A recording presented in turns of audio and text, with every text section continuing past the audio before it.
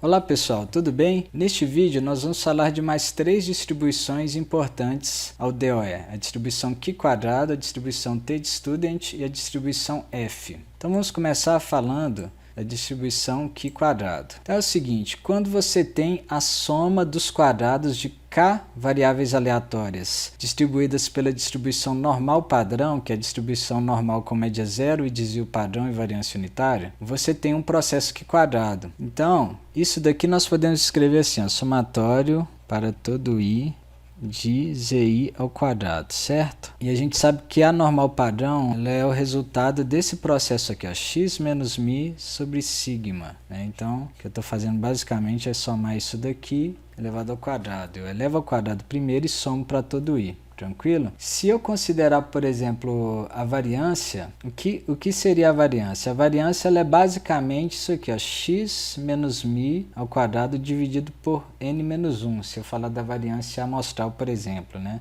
Então, se eu multiplicar isso aqui, ó, por sigma ao quadrado e dividir por n menos 1, eu vou ter como resultado isso daqui, ó, somatório de x menos mi ao quadrado, sigma ao quadrado com sigma ao quadrado vai cortar, e aqui embaixo vai sobrar n menos 1, tranquilo? Então isso aqui é a variância amostral, tranquilo? Então de certa forma nós podemos, o que eu estou tentando demonstrar é o seguinte, é que a variância ela é distribuída pela distribuição Q², porque de certa forma a gente está somando normais padrão multiplicado por uma constante, tranquilo? Então eu posso dizer que eu tenho como principal aplicação aqui da distribuição Q² o cálculo de variância. Implicitamente, quando a gente fala de variância, a gente está falando de soma de normais padrão e, portanto, de uma quantidade que é distribuída pela distribuição Q². Nós temos teste para variância, teste de hipótese para variância, utilizando a distribuição Q², né? E também quando nós utilizamos a análise de variância, nós fazemos um particionamento da variância total. Então, de certa forma, se nós estamos particionando a variância, nós estamos trabalhando com um processo Q² também, beleza? Então, aqui a gente tem a função densidade e probabilidade da distribuição Q², e a gente vê como que ela se comporta à medida que a gente varia os graus de liberdade. Quanto mais graus de liberdade ela tem, menos assimétrica ela fica, tranquilo? Então ela vai se aproximando da simetria à medida que a gente soma mais variáveis, mais quadrados de variáveis normal padrão, tranquilo? Vamos partir então para a distribuição T_Student. Então é o seguinte, nem sempre é possível garantir a normalidade de uma determinada amostra coletada, um determinado parâmetro de interesse. Então Gosset,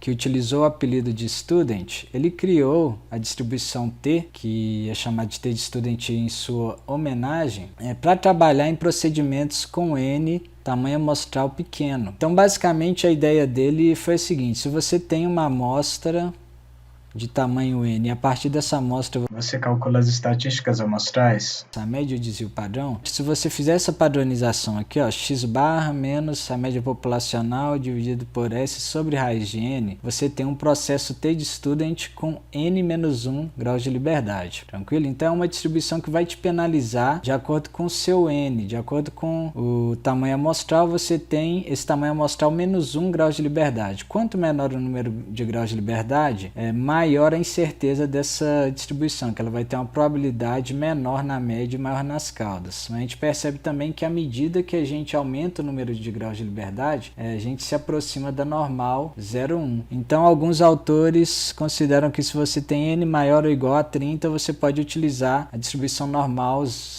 padrão, com média 0 e variância 1, em detrimento da distribuição T. Tranquilo? Esse S sobre raiz de N aqui, em breve eu vou explicar melhor, está relacionado ao teorema central do limite. A gente está, de certa forma, padronizando aqui essa quantidade, é uma quantidade padronizada, só que eu tenho esse raiz de N porque eu estou padronizando a média, porque o desvio padrão da média é S sobre raiz de N, pelo teorema central do limite. Tranquilo? Então, o que a gente tem de aplicações dessa distribuição? No DOE, mais no contexto do DOE. Testes de hipótese para média de 1 e 2 amostras. Eu vou aplicar também para testar os coeficientes de regressão. Testar a significância de coeficientes de regressão, nós também utilizamos a distribuição T, tá ok? Então ela é uma distribuição muito importante aí em modelagem e otimização de experimentos, no planejamento de experimentos de forma geral. Vamos passar para a distribuição F para finalizar.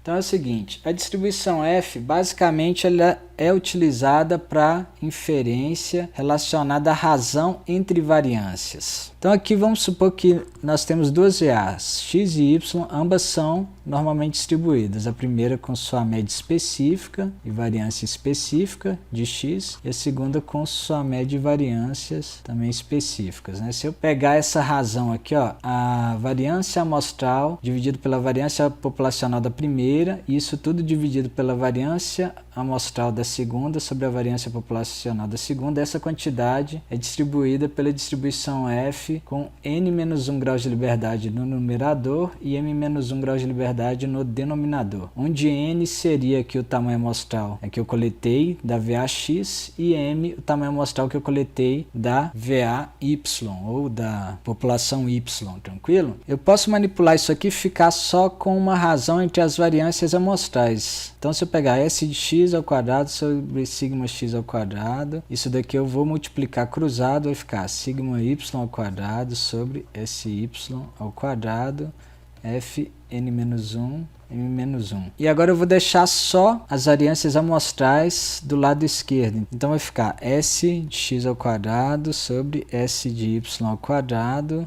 E aqui isso vai passar multiplicando, sigma de x ao quadrado, sigma de y ao quadrado, fn-1, m-1. Então, a partir das variâncias amostrais, que é o que a gente consegue estimar quando a gente coleta as amostras, eu posso dizer que a razão entre elas é distribuída pela distribuição F, tranquilo? Mesmo se as populações de origem das VAs aqui não forem normais, eu também consigo uma aproximação aqui para a distribuição F legal, tranquilo? E isso aqui é como se fosse uma constante, as variâncias populacionais que são desconhecidas, então não vai mudar, a gente vai continuar tendo a distribuição F, mesmo aqui no caso que eu só conheço as variâncias amostrais, beleza? Então a distribuição F, como eu estou trabalhando aqui a razão entre variâncias, ela tem domínio de 0 até mais infinito, tranquilo? Ela é sempre real positivo, qualquer valor na distribuição F. Aqui tem um erro, que na verdade é F. Enfim, aqui a gente vai vendo como que o shape da distribuição muda quando eu mudo os graus de liberdade da distribuição, tranquilo? Falando aqui de aplicações, nós vamos ver a distribuição F principalmente na nova, tá? Mas ela pode aparecer também em regressão, enfim. Na análise de variância, onde nós vamos particionar a soma dos quadrados, é que nós vamos utilizar mais a distribuição F. Nós vamos tentar inferir se a variância dos tratamentos é maior que a variância do erro experimental, basicamente. Tá ok? Então, por hoje foi isso, pessoal. Se você gostou desse vídeo, deixe seu like, se inscreva no nosso canal e ative as notificações. Muito obrigado.